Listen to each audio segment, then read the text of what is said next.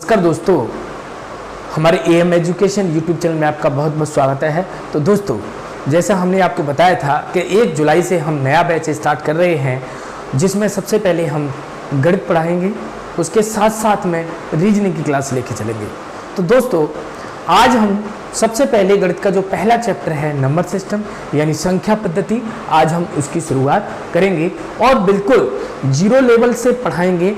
बिल्कुल एक एक पॉइंट क्लियर करके चलेंगे, जिससे आप सारे सवालों को आसानी से कर पाएँ। तो दोस्तों, कॉपी पेन लेकर के बैठ जाएं और सारी वीडियो जितनी भी हमारे उसके सारे नोट्स बना के कवर करें, जिससे आपको रिवाइज करने में आसानी हो। अगर आपको एक बार वीडियो देखने पर समझ में नहीं आता है तो वीडियो को बार बार देख करके उसका रिवीजन कर सकते हैं। दोस्तों, आज सबसे पहले हम ये जानेंगे, क्योंकि गणित पढ़ने जा रहे हैं और हमको यही नहीं पता है कि गणित क्या होता है, गणित की परिभाषा, उसको परिभाषित कैसे कर सकते हैं, गणित का अर्थ क्या होता है, सबसे पहले तो हम ये जानेंगे। तो दोस्तों, सबसे पहले हम जानें कि गणित क्या होता है।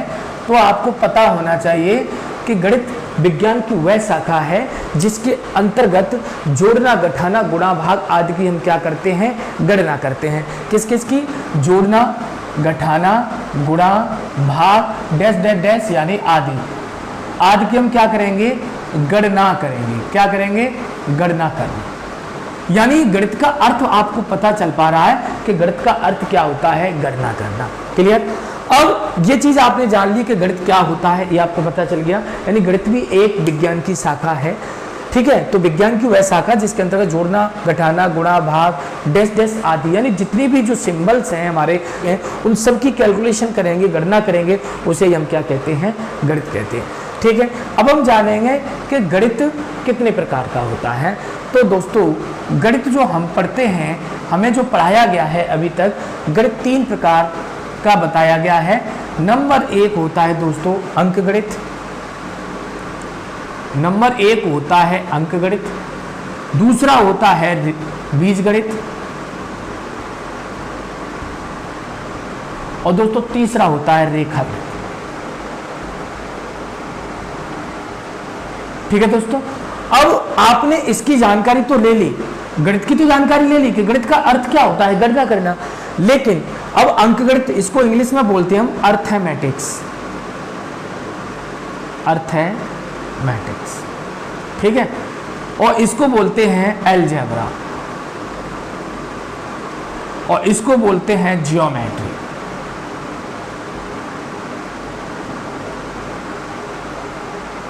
ये यानी अर्थमेटिक, अलजेब्रा और ज्योमेट्री। अब सबसे पहले हम ये जानेंगे कि अगर इसकी डिफाइन करने की बात करें, इनकी परिभाषित करने की बात करें, इसकी परिभाषा क्या होगी, तो क्या कहेंगे हम। तो दोस्तों, आपको पता लग रहा है कि इसका अर्थ है गणना करना, और ये क्या है, अंक है। तो हम इसमें किसकी गणना करेंगे दोस्तों, हम किसकी गणना करेंगे, इसमें अंकों की गणना करेंगे। यानी अगर इसमें अंकों की गणना की जाए तो वो हमारा कहलाएगा अंकगणित। आपने देख लिया होगा, जितनी भी जोड़ना, घटाना, गुणा, भाग जो हम करेंगे अंकों के द्वारा ही गणना करेंगे, तो वो अंकगणित कहलाएगा। अब ये क्या है, बीज गणित। यानी बीज गणित यानी गणित का अर्थ क्या हो गया, गणना करना, और बीज यानी बीजीय व्यंजक, ठीक है, चर राशियां। तो बीजीय व्यंजक, जिसमें बीजीय व्यंजकों की गणना करेंगे उसे बीज गणित कहेंगे। बीजीय व्यंजक कौन कौन से, पहले आप ये जान लें, अंकगणित कौन कौन से, 0, 1, 2, 3, 4, ठीक है, 5, 6, 7, 8, 9, इनकी गणना करेंगे हम, ठीक है। डैश डैश आगे भी होंगे, ठीक। और इसमें बीजीय व्यंजक यानी A, B, C, D, dash X, Y, Z, इसमें इनकी गणना करेंगे, ठीक है। यानी इनको बीजीय व्यंजक यानी चर राशियां कहते हैं। तो बीजीय व्यंजकों की गणना करेंगे, उसे बीजगणित कहेंगे। और ये क्या है, रेखा, यानी रेखाओं की गणना करेंगे। रेखाओं की, जैसे मान लो ये है, इस पर एंगल आपको पता है 180 का होता है, ठीक है। और दूसरा 2 रेखाओं से मिलकर के कोण बन जाता है, ठीक है ये। और 3 रेखाओं से त्रिभुज बन जाता है, चतुर्भुज बन जाता है, वक्र रेखा से सर्कल बन जाता है। तो इसकी गणना करेंगे, यानी रेखाओं की गणना करेंगे, उसे हम क्या कहेंगे, रेखा। समझ में आया? तो अधिकतर हमने यूपी पुलिस की अगर हम बात करें, यूपी एसआई की बात करें, तो उसमें तो थोड़ा सा ये ज्योमेट्री और बीजगणित का कुछ पार्ट्स होता है। लेकिन यूपी पुलिस में कोई 1-2 क्वेश्चन होगा, वो मेंसुरेशंस होगा, मैं आपको बताऊंगा। यहाँ पर केवल हम यूपी पुलिस में क्या पढ़ेंगे, केवल और केवल अंकगणित पढ़ेंगे, और इसका थोड़ा सा पार्ट होगा मेंसुरेशन, क्षेत्रमिति, उसको हम करा के चलेंगे, ठीक है। तो आज दोस्तों सबसे पहले हम शुरुआत करेंगे अंकगणित की, यानी अंक गणित ही सबसे ज्यादा क्वेश्चन पूछे जाते हैं। अगर मान लो 20 से 22 क्वेश्चन पूछे जाएंगे या 25 क्वेश्चन पूछे जाएंगे तो लगभग 20 क्वेश्चन आपके अंक गणित से होंगे और लगभग 5 क्वेश्चन जो होंगे, 4 से 5 क्वेश्चन वो आपके इन दोनों को मिलाकर के आ जाएंगे। तो उसको हम लास्ट में करा के चलेंगे, ठीक है।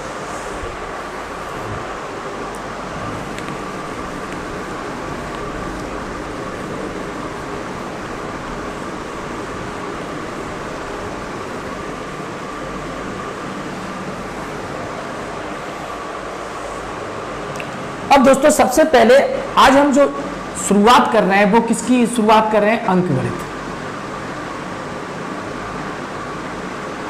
अंकगणित की स्टार्ट कर रहे हैं। तो अंकगणित में सबसे पहले दोस्तों हम क्या पढ़ेंगे? अंक पढ़ेंगे। तो अंक की जानकारी हम लेंगे। अंक को क्या बोला जाता है? डिजिट। क्या बोला जाता है दोस्तों? डिजिट बोला जाता है, ठीक है। अंक क्या होता है? अंक सबसे पहले हम ये जानेंगे अंक क्या होता है। पहला क्वेश्चन अगर हम इसकी बात करें तो इसमें से 3 प्रश्न बनते हैं कि अंक क्या होता है। दूसरा क्वेश्चन होता है कि अंक कितने होते हैं।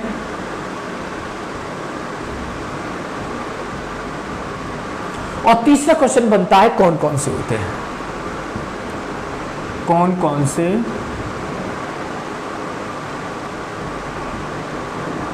होते हैं। 3 क्वेश्चन बनते हैं क्योंकि दोस्तों सबसे पहले क्या, कब, कैसे, क्यों, ये चीज अगर आपके मन में नहीं विचार नहीं आएगा तब तक आप किसी चीज को पूरी तरह से समझ नहीं पाओगे। तो सबसे पहले हम दोस्तों हम ये पढ़ लेते हैं कि अंक क्या होता है। तो अंक क्या होता है यानी आपसे ये पूछ रहा है कि ये बताइए कि अंक क्या होता है ना। तो हम बताएंगे केवल इकाई को हम अंक कहते हैं। इकाई यानी एक, जिसमें केवल एक यूनिट हो, 1 हो, उसे ही हम अंक कहते हैं। यानी केवल इकाई को ही हम, केवल इकाई यानी इसको ओनली यूनिट बोलेंगे, ओनली यूनिट। केवल इकाई को ही हम अंक कहते हैं। अब इकाई मतलब, जैसे इकाई मतलब होता है जैसे 0 है, 1 है, 2 है, डेडेसी, यानी केवल यूनिट, केवल इकाई को ही हम क्या कहेंगे? अंक कहेंगे। दूसरा क्वेश्चन आपका आता है कि कितने होते हैं। तो दोस्तों 0 से लेकर 9 तक यानी कुल 10 होते हैं। कुल कितने होंगे? कुल दोस्तों 10 होते हैं। कौन कौन से होते हैं? 0, 1, 2, 3, 4, 5, 6, 7, 8, 9। 1 से 9 तक 9 और 0 10, टोटल 10 होते हैं। तो ये आपका जवाब मिल गया। कुल कितने अंक होते हैं? तो कितने होते हैं? 10। तीसरा क्वेश्चन है आपका दोस्तों कि कौन कौन से होते हैं। कौन कौन से आपको बता दिया है। 0, 1, 2, 3, 4, 5, 6, 7, 8, 9। बात समझ में? आप यहाँ इसको ना लिख करके आप यहाँ लिख सकते हैं। तो ये 3 चीजें आपको पता चल गया कि अंक क्या होता है। केवल इकाई को ही हम अंक कहते हैं। कितने होते हैं? कुल 10 अंक होते हैं। और कौन कौन से होते हैं? 0 से लेकर 9 तक के अंक होते हैं। अब दोस्तों आपको पता होगा कि 0 से लेकर 9 तक के अंकों का प्रयोग करके ही संख्या का निर्माण हुआ है। यानी 0 से लेकर 9 तक की संख्या ये लिख लिया आपने, इसके आगे 10 आ जाएगी, 1 पे 0 लगा दो क्रमबद्ध रूप से, उसके बाद में 1, 1, 1, 2, 1, 3, इसी तरह से क्रमबद्ध रूप से संख्याओं का निर्माण होता चलेगा। यानी इसके बाद में जो निर्माण हुआ है दोस्तों वो किसका हुआ है? संख्याओं का निर्माण हुआ है। किसका? संख्याओं का निर्माण हुआ है, यानी नंबर्स। ठीक है दोस्तों, नंबर संख्याओं का निर्माण हुआ है। तो संख्या जब आप देखो 0, 1, 2, 3, 4, 5, 6, 7, 8, 9, 1 से 10 तक तो ये संख्या हो गई। इसके आगे जैसे 1 पे 0 लगाया 10 हो गया, फिर 1 पे 1, फिर 1 पे 2, फिर 1 पे 3, फिर 1 पे 4, इसी तरह से क्रमबद्ध रूप से संख्याओं को आगे हम बनाते चले गए, लिखते चले गए और संख्याओं को लिखते लिखते लिखते लिखते लिखते अंत ही नहीं हुआ, इसलिए इसको हम अनंत या इनफाइनाइट कहते हैं। समझ में आया? यानी संख्याओं को अनंत तक लिख सकते हैं, अनंत होती नहीं है, अनंत तक लिख सकते हैं। क्लियर? अब हम देखेंगे कि संख्या को अनंत तक तो लिख सकते हैं, लेकिन संख्या होती कितने प्रकार की हैं, यानी इसको डिवाइडेशन कितने प्रकार में किया गया है। तो दोस्तों हमारे विचार से संख्याओं को 2 भागों में डिवाइड किया गया है। कितने भागों में? 2 भागों में डिवाइड किया गया है। पहली संख्या की अगर हम बात करें तो पहला प्रकार है वास्तविक संख्याएं। कौन सी होती हैं? वास्तविक संख्याएं। यानी इसकी अगर हम बात करें तो इनको लिखेंगे रियल नंबर्स। रियल नंबर्स वास्तविक संख्या है। और दूसरे प्रकार की जो संख्याएं होती हैं उनको बोला जाता है अवास्तविक संख्या। अवास्तविक संख्याएं या एक नाम से और जाना जाता है इनको काल्पनिक संख्याएं। काल्पनिक संख्याएं यानी इमेजिनरी नंबर्स। इमेजिनरी।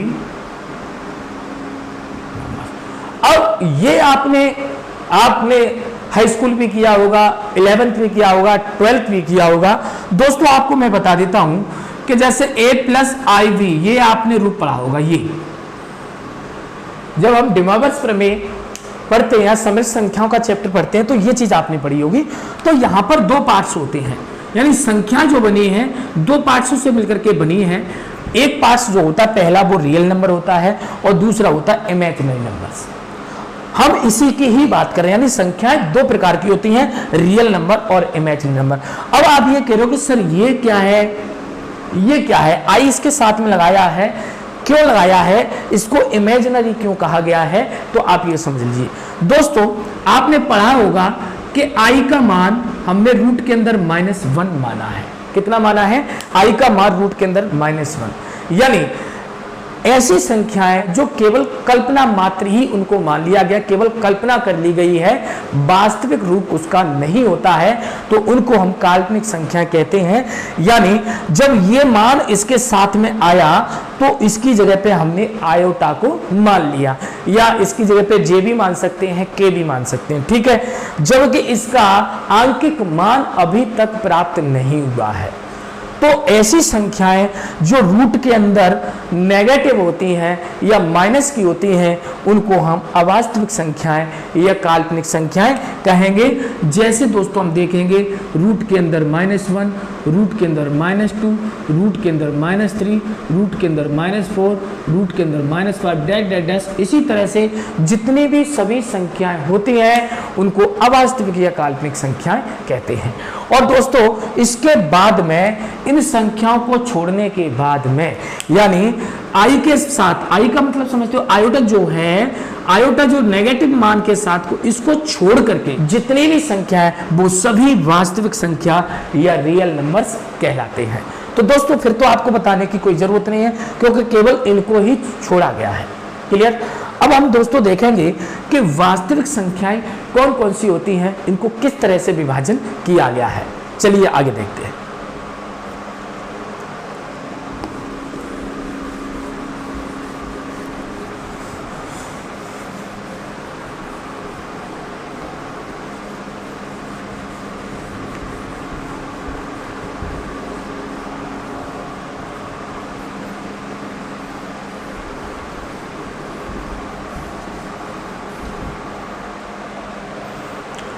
अब दोस्तों हम देखेंगे वास्तविक संख्या है।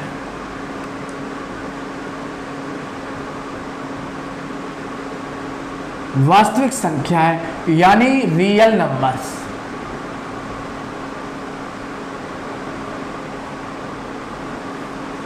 दोस्तों हमने वास्तविक संख्याओं को दो भागों में बांटा है। एक भाग है परिमेय संख्याएं,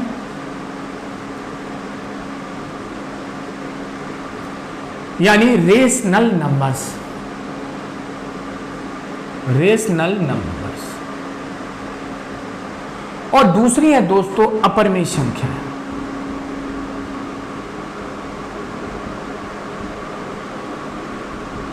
यानी इरेशनल नंबर्स।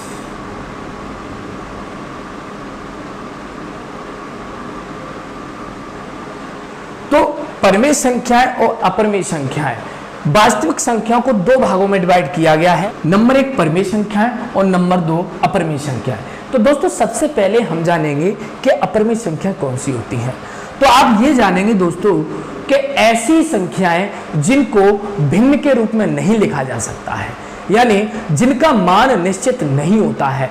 और सबसे सरल भाषा बनाऊं, जो संख्या रूट से बाहर यानी स्क्वायर रूट से बाहर, क्यूब रूट से बाहर नहीं निकल पाती हैं, उन सभी संख्याओं को अपरिमेय संख्याएं कहते हैं। जैसे दोस्तों √2 कभी भी इससे बाहर नहीं निकल सकता, √3 भी नहीं निकल सकता, √5, √6, √7, √8, √10 डैश डैश डैश, ऐसी संख्याएं जो रूट से बाहर नहीं निकल सकती हैं उनको अपरिमेय संख्याएं कहते हैं। अगर हम फ्रैक्शन की बात करें तो 1/√2, 1/√3, 1/√5, 1/√6, 2/√7, ठीक है, 5/√8, इसी तरह से ये संख्याएं। और अगर बात करें दोनों तरफ रूट की बात करें, इधर भी ये रूट है, इधर भी रूट है, मान लो इधर 5 पे रूट लगा दिया, इधर 7 पर रूट लगा दिया, कितनी भी संख्या हो, जैसे इधर हमने 8 पर रूट लगा दिया और इधर हमने √10 पे लगा दिया। लेकिन एक चीज ध्यान रखना, अगर मान लो इधर 4 पे लगा हुआ है और इधर 5 पर है तो भी नहीं होगी, क्योंकि ये रूट से बाहर निकल सकती है पर ये बाहर नहीं निकल सकती है। इसी तरह से जितनी भी संख्या है, आप ये सोच रहे हो कि सर यहाँ पर हम √9 लगा दें और यहाँ √7 कर दें तो ये भी अपरिमेय संख्या, ये तो रूट से बाहर निकल जाएगा, 3 हो जाएगा, पर ये बाहर नहीं निकल पाएगी। जैसे हमने √4/√17 ले लिया। इसी तरह से आगे जितनी भी संख्या होगी वो आपकी अपरिमेय संख्या कहलाएंगे। और एक संख्या और याद रखें, पाई। पाई एक अपरिमेय संख्या है, ये इसको कहते हैं पाई। ये भी क्या है, एक अपरिमेय संख्या, ठीक है, ध्यान रखना। लेकिन इसका जो मान होता है, इसका मान जो 22/7 होता है वो परिमेय संख्या होता है, ठीक है, ध्यान रखना। पाई का एक अपरिमेय संख्या है और इसका जो मान है 22/7 वो एक परिमेय संख्या है। क्लियर। अब परिमेय संख्या जो है दोस्तों, इनको P/Q के रूप में लिख सकते हैं, लेकिन एक बात याद रखना कि Q is not equal to 0। Q का मान कभी भी 0 नहीं हो सकता, यहां पर 0 नहीं हो सकता। सर ऐसा क्यों? दोस्तों अगर मैंने यहां पर 0 रख दिया तो इसका मान अपरिभाषित हो जाएगा, इनडिटरमिनेट फॉर्म में कन्वर्ट हो जाएगा, यानी इसका मान कोई होगा ही नहीं। समझ में आ गया? इसलिए Q का मान, यानी ये अंश होता है नोमिनेटर और डिनोमिनेटर, इसका मान 0 नहीं होना चाहिए, तभी ये परिमेय संख्या होगी, अन्यथा वो परिमेय संख्या नहीं होगी। क्लियर।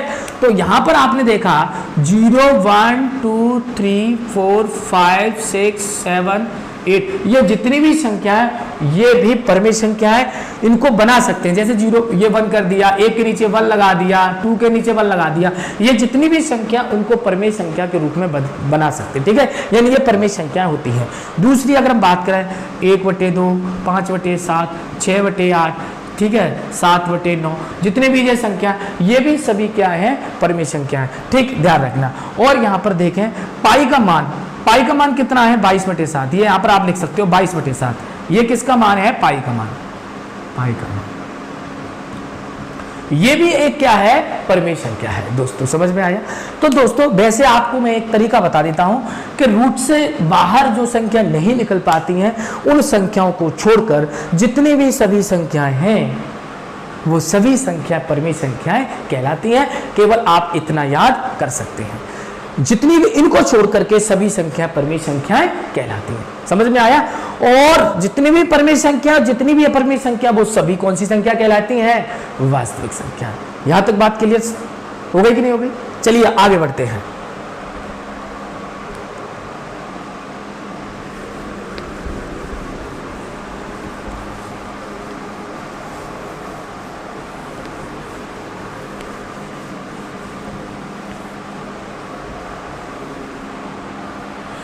अब आपने देख लिया कि हमने वास्तविक संख्याओं को दोस्तों दो भागों में डिवाइड कर दिया, एक परिमेय संख्या, दूसरा अपरिमेय संख्या।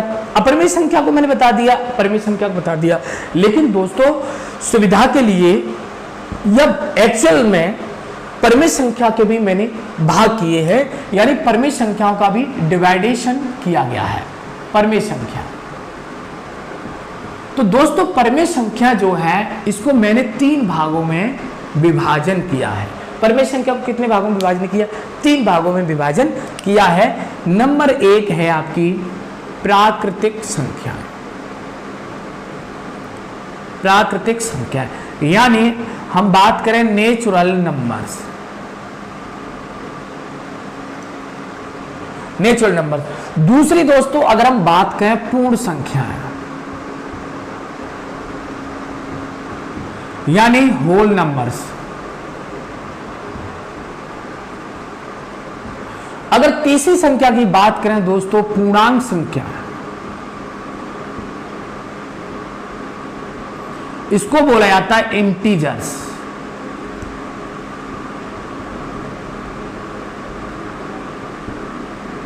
इंटीजर्स। अब हम देखेंगे कि ये natural number, whole number, integers, ये तीनों अगर पूछा जाए कि पूर्ण संख्याएं क्या परिमेय संख्या होती है, तो बिल्कुल होती हैं। पूर्णांक संख्या परिमेय संख्या होती है, बिल्कुल होती है। प्राकृत संख्याएं परिमेय संख्या होती है, बिल्कुल। भाई ये इसी के तो पार्ट्स हैं। और जब ये इसके, और यही नहीं, ये तीनों वास्तविक संख्याएं भी होती हैं। क्यों? जब परिमेय संख्या वास्तविक संख्या है तो बाकी सभी संख्या तो वास्तविक संख्या होगी ना, बनी तो उसी में से है ना। ठीक है, तो सबसे पहले दोस्तों हम ये जानेंगे कि प्राकृतिक संख्या क्या होती है, यानी नेचुरल नंबर क्या होता है। तो दोस्तों नेचुरल नंबर के लिए आपको क्या करना है, आपको ध्यान में रखना है कि वे संख्याएं जहां से किसी वस्तु की गिनती शुरू हो जाती है, यानी किसी वस्तु की गणना करना शुरू कर देते हैं, वहां से प्राकृतिक संख्या शुरू हो जाती है। यानी और गिनती कहां से शुरू होती है? 1 से। तो समझ लो कि 1 से शुरू होने वाली जितनी भी सभी संख्याएं उनको प्राकृतिक संख्याएं कहते हैं।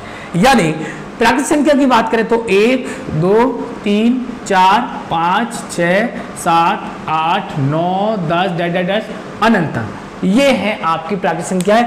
यानी गिनती 1 से शुरू होती है, तो 1 से शुरू होने वाली जितनी भी संख्याएं, उन सभी संख्याओं को क्या कहते हैं? हम प्राकृतिक संख्याएं कहते हैं। समझ में आ गया?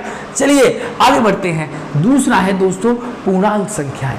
पूर्णांक संख्याएं बस आपको थोड़ा सा याद और करना है कि ये 1 से शुरू हो रही है और ये संख्या 0 से शुरू हो जाएंगी, यानी 1 के आगे 0 लग जाएगा, यानी 0, 1, 2, 3, 4, 5, 6, 7, 8, 9, 10 बस समझ में आ गए।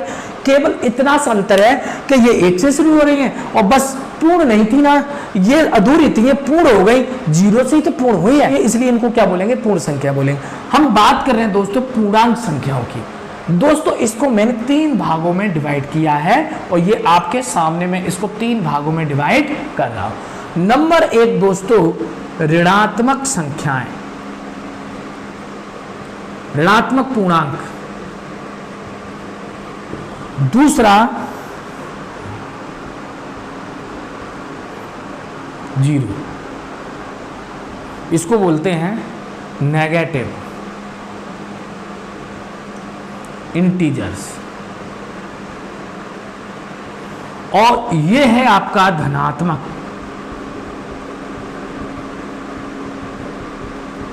पूर्णांक, यानी पॉजिटिव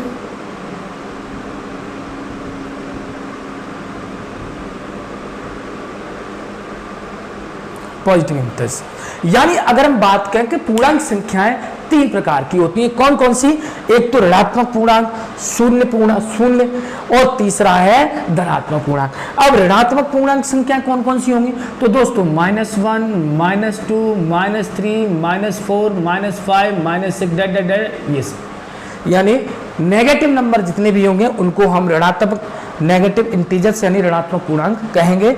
शून्य पूर्णांक में केवल 0 आएगा, क्लियर। और धनात्मक पूर्णांक यानी +k1, +k2, +k3, +k4, +k5 और इसको इस तरह से लिख 1, 2, 3, 4, 5 ये भी लिख सकते हैं। बात समझ में आ गई? क्लियर। देखिए पसीना आ रहा है, गर्मी बहुत पड़ रही है, फिर भी मैं आपको आराम से पढ़ाता हूँ, आनंद पूर्वक। तो दोस्तों मेरी वीडियो को ज़्यादा से ज़्यादा अपने दोस्तों में जरूर शेयर करिए, क्योंकि मैंने आपका बीड़ा उठाया है आपका सिलेक्शन कराने का यूपी पुलिस में। यहाँ से जो मैं पढ़ाऊंगा एक भी क्वेश्चन बाहर नहीं जाएगा और बिल्कुल पॉइंट टू पॉइंट पढ़ाऊंगा दोस्तों, लेकिन थोड़ी सी आपको बेसिक जानकारी तो मुझे देनी पड़ेगी। तो दोस्तों आप ज़्यादा से ज़्यादा अपने मित्रों को, जितने भी जो फ्री ऑफ कॉस्ट हमारी वीडियो को से पढ़ करके सीखना चाहते हैं, सिलेक्शन लेना चाहते हैं, ज़रूर शेयर कर दें। और अभी तक लाइक नहीं किया तो लाइक ज़रूर कर लें। चलिए आगे बढ़ते हैं। सम संख्या यानी इवन नंबर्स।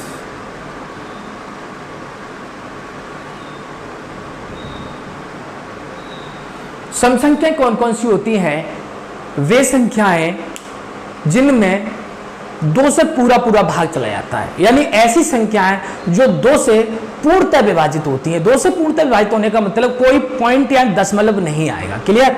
तो वे संख्याएं जो 2 से पूर्णतः विभाजित होती है वो कौन कौन सी हैं? जैसे 2 है, 4 है, 6 है, 8 है, 10 है, 12 है, 14 है, 16 है, 18 है, डैश डैश डैश अनंत तक आप लिख सकते हो। तो आपको समझ में आ गया सम संख्या कौन सी होती है, इवन नंबर्स कौन से होते हैं? वे संख्याएं जो 2 से पूर्णतः क्या होती हैं? विभाजित होती हैं। अब इसका एक प्रमुख जो महत्वपूर्ण पॉइंट है उनको जानते हैं। 1 से 100 तक की संख्याओं में 1 से 100 तक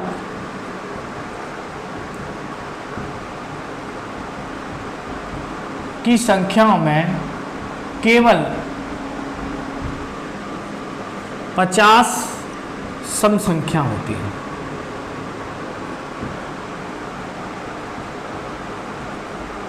कितनी होती है? 50 सम संख्या होती है। यानी 1 से 100 तक की संख्याओं में आप आदि कर सकते हैं। यानी आदि किससे कर सकते हैं? आदि सम और आदि विषम। यानी 100 तक की बात करें तो 50 क्या हो गई? सम संख्या 2 से स्टार्ट होगी और विषम 1 से स्टार्ट होगी। तो 1 से 100 तक की सम संख्याओं की बात करें तो केवल कितनी होती हैं? 50 सम संख्या होती हैं। दूसरा महत्वपूर्ण पॉइंट जो पेपर में आने वाला है, सबसे छोटी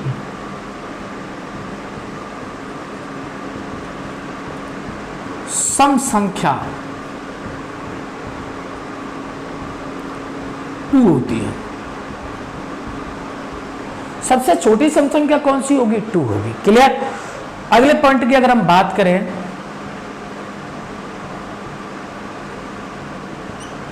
सबसे छोटी पूर्ण वर्ग सम संख्या। पूर्ण वर्ग का मतलब होता है जो संख्याएं वर्ग करने के बाद बनी हो, स्क्वायर करने के बाद बनी हो। तो सबसे जो छोटी पूर्ण वर्ग संख्या कौन सी है? 4 है। कौन सी है? 4 है। 4 कैसे है? यानी 2 का वर्ग करने पर ही कितना आया होगा? 4 हो गया। समझ आया? अगला पॉइंट, 2 ऐसी सम संख्या है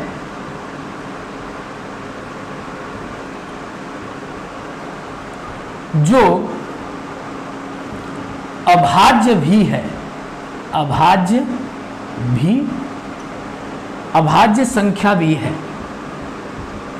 अभाज्य संख्या भी, यानी 2 है तो सम, लेकिन ये अभाज्य भी है।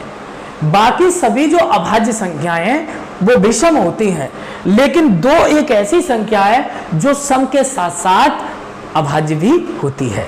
क्लियर? चलिए आगे बढ़ते हैं। नोट कर लीजिए। चलिए नोट कर लीजिए।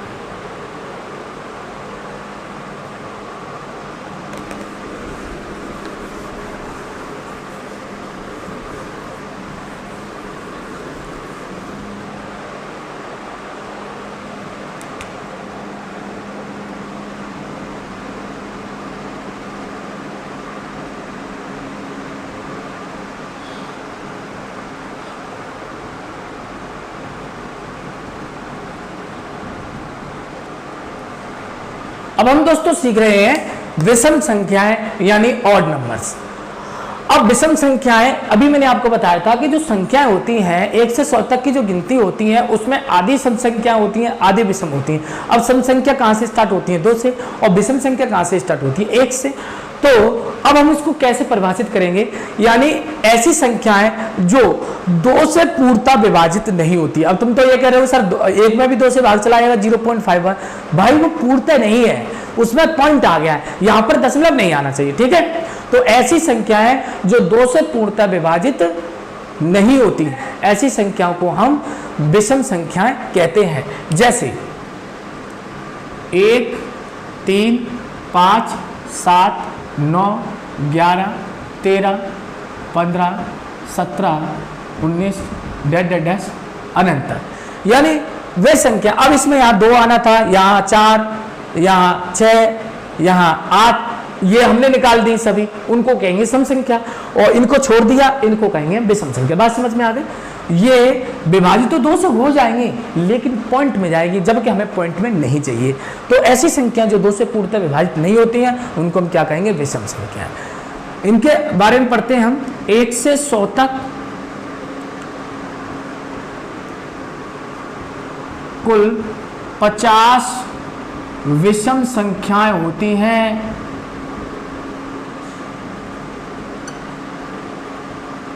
कितनी होती हैं? 50 होती हैं 1 से 100 तक के लिए। जिस तरह से 50 सम संख्या होती हैं उसी तरह से 50 विषम संख्या होती है। सबसे छोटी विषम संख्या 1 होती है। सबसे छोटी विषम संख्या कौन सी है? 1 है।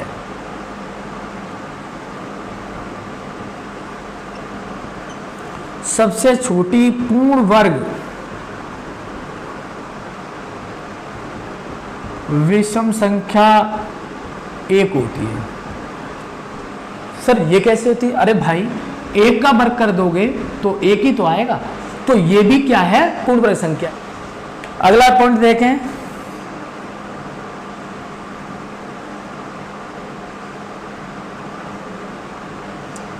दूसरी सबसे छोटी